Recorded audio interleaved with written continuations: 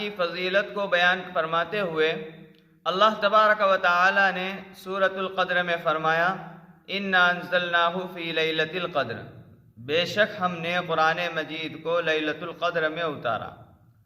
وما ادراک ما لیلۃ القدر، پھر اللہ تعالیٰ خود فرماتے ہیں کچھ پتہ ہے کہ لیلۃ القدر کیا ہے؟ پھر آگے خود فرمایا خیر من الف شہر، لیلۃ القدر خیر من الف شہر، کہ لیلۃ القدر 1000 مہینوں سے بہتر رات ہے۔ یعنی اگر کوئی شخص اس رات میں ثواب کی نیت سے ایمان کے ساتھ اگر اللہ تعالیٰ کی عبادت کرے گا اور راتوں کو جاگے گا، شب قدر میں جاگے گا، تو اللہ تعالیٰ اس کو یہ انعام عطا فرمائیں گے کہ اس کے پچھلے تمام گناہوں کو معاف فرما دیں گے۔ روایتوں میں آتا ہے غفر لہ ما تقدم من ذنبہ، اللہ تبارک و تعالیٰ اس کے پچھلے گناہوں کو معاف فرما دیں گے، اور اس ایک رات میں عبادت کرنے کا ثواب 1000 مہینوں سے بہتر ہوگا۔ تو کون بے وقوف ہوگا، کون احمق ہوگا کہ جو اس قدر ثواب کی حامل رات کو چھوڑ دیں؟ اس لیے فکر ہونی چاہیے، کوشش کرنی چاہیے کہ اللہ تبارک و تعالیٰ کی اس رات میں خوب عبادت کریں، خوب نوافل کا اہتمام کریں، خوب تلاوت کلام اللہ شریف پڑھیں، اور اللہ تبارک و تعالیٰ سے خود اپنے لیے، اپنے اعزاء و اقارب کے لیے دعاؤں میں منہمک رہیں۔ اسی لیے روایتوں میں جا بجا اس رات کی فضیلتیں وارد ہوئی ہیں۔ حضرت عائشہ رضی اللہ عنہ کی یہ روایت ہے کہ نبی پاک صلی اللہ علیہ وسلم اخیر عشرے کا اعتکاف فرمایا کرتے تھے، اور خود نبی پاک صلی اللہ علیہ وسلم کا یہ اعتکاف فرمانا اس وجہ سے تھا کہ شب قدر کی تلاش ہو جائے، کہ شب قدر کی تلاش میں نبی پاک صلی اللہ علیہ وسلم آخری عشرے کا اعتکاف فرمایا کرتے ہیں۔ جو روایتوں میں آتی ہے بات کہ نبی پاک صلی اللہ علیہ وسلم نے ارشاد فرمایا کہ شب قدر کو آخر عشرے کی طاق راتوں میں تلاش کرو، یعنی بے جوڑ راتوں کے اندر اس کو تلاش کرو۔ 21 ہوئی، 23 ہوئی، 25، 27، 29، ان راتوں کے اندر شب قدر کی تلاش ہونی چاہیے۔ لیکن کچھ علماء نے یہ بات بھی لکھی ہے کہ صرف طاق راتوں میں نہ جاگے، بلکہ اخیر عشرے میں، پورے اخیر عشرے میں جاگنے کا اہتمام کریں۔ اسی لیے تو نبی پاک صلی اللہ علیہ وسلم اخیر عشرے کا اعتکاف فرمایا کرتے تھے۔ اس لیے اخیری عشرے میں جاگیں اور ایک ایک رات کو اچھے طور سے وصول کریں۔ کیا پتہ کون سی رات شب قدر ہو، اور چونکہ ہمیں اس کا علم بھی نہیں ہے۔ خود روایتوں میں یہ بات آتی ہے کہ نبی پاک صلی اللہ علیہ وسلم نے فرمایا کہ میں تمہیں آج شب قدر کی تعیین بتلانے کے لیے آیا تھا، البتہ 2 شخصوں کے جھگڑے کی وجہ سے اس کی تعیین کو اٹھا لیا گیا۔ یہ بات بھی قابل غور ہے کہ جھگڑے سے بھی حتی الوسع بچنا چاہیے۔ یہ کس قدر بیکار چیز ہے اور کتنی خطرناک چیز ہے کہ جس کی بنا پر نبی پاک صلی اللہ علیہ وسلم جو شب قدر کی تعیین کو بتلانے کے لیے آئے تھے، اس کی تعیین ہی کو اٹھا لیا گیا 2 شخصوں کے جھگڑے کی وجہ سے۔ تو یہ آخری عشرہ شروع ہو گیا ہے، اس میں ہم سب جو ہے وہ اللہ تعالیٰ کی عبادتوں میں منہمک رہیں۔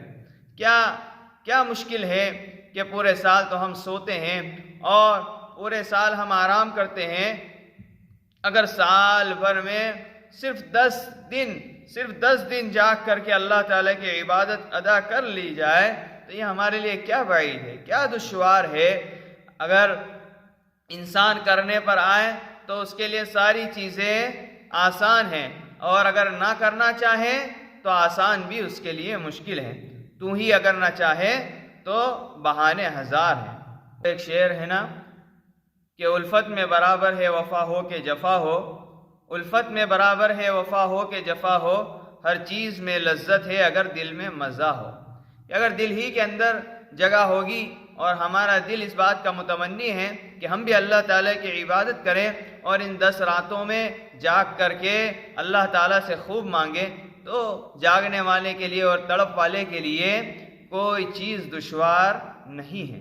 بلکہ ایسے موقع پر دیکھا گیا ہے کہ اللہ تعالیٰ دشوار کن چیزوں کو بھی آسان فرما دیا کرتا ہے.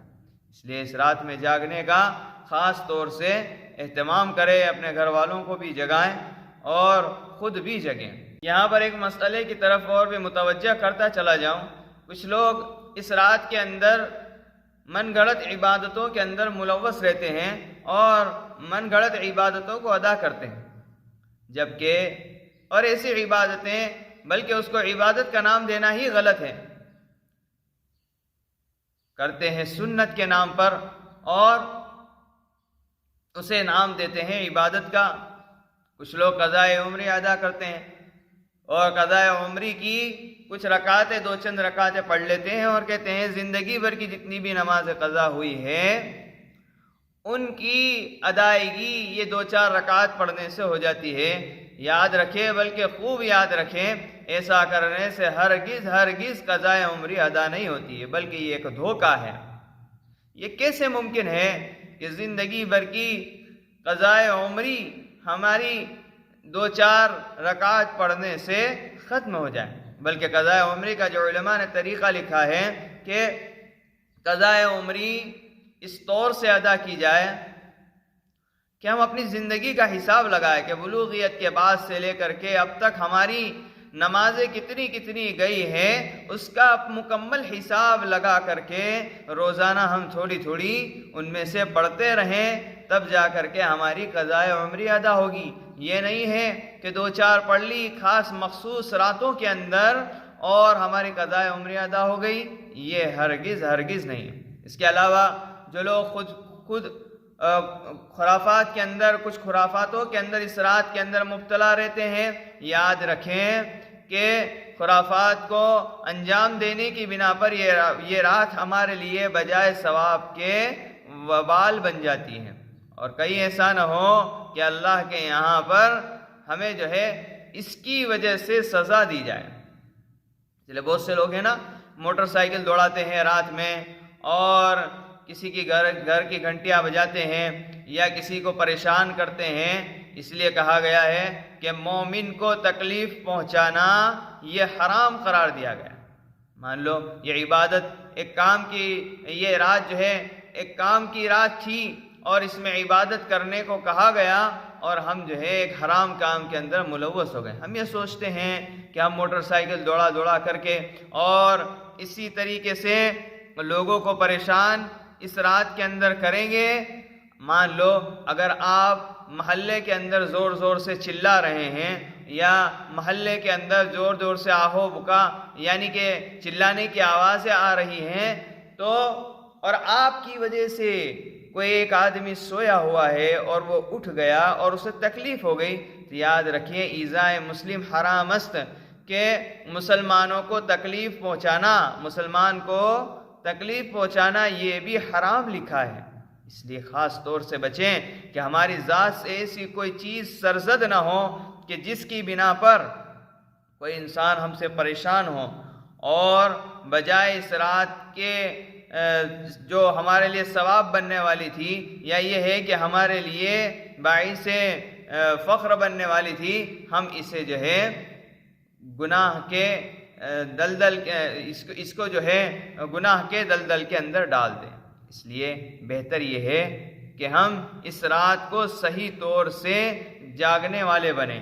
یہ نہیں ہے جاگنا، صرف یہ نہیں ہے کہ آپ بیٹھے اور ہوٹلوں پہ جا کر کے چائے پی لی، کھانا کھا لیا. صرف جاگنا مقصود نہیں ہے، جاگنے کے ساتھ ساتھ اس میں مخصوص جو ہے وہ عبادت ہے. اس سے مقصود جو ہے وہ عبادت ہے کہ آپ جو ہے عبادت کو انجام دیں.